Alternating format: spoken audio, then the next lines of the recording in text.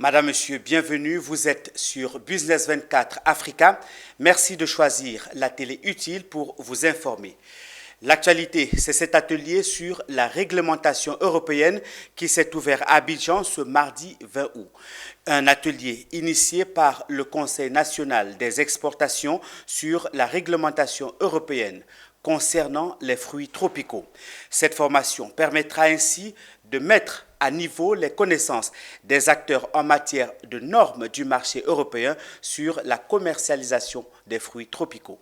Les explications de Konena Nourgo et Ezekiel Seri. Sur les 10 millions de tonnes de fruits tropicaux importés sur le marché européen chaque année, environ 400 000 tonnes proviennent de la Côte d'Ivoire. Les fruits tropicaux les plus exportés vers l'Union européenne sont la banane, l'ananas et la mangue.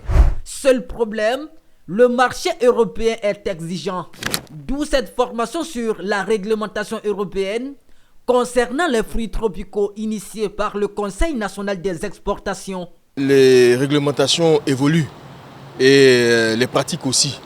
Le rôle du Conseil national des exportations, c'est de mettre à niveau l'ensemble des exportateurs de Côte d'Ivoire face à ces nouveaux marchés, face à ces nouvelles réglementations.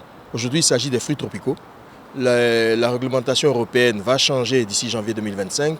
Il nous apparaissait important d'informer non seulement l'État de Côte d'Ivoire, mais les parties prenantes de l'exportation en Côte d'Ivoire, de ce changement de réglementation, de cette montée en puissance des normes sur l'entrée au niveau des différents marchés européens. Cette formation de 4 jours permettra donc de discuter des nouvelles tendances du marché européen vis-à-vis des fruits tropicaux, de la stratégie européenne en la matière et fournir l'accès à des sources d'informations fiables et à des bases de données sur la réglementation européenne.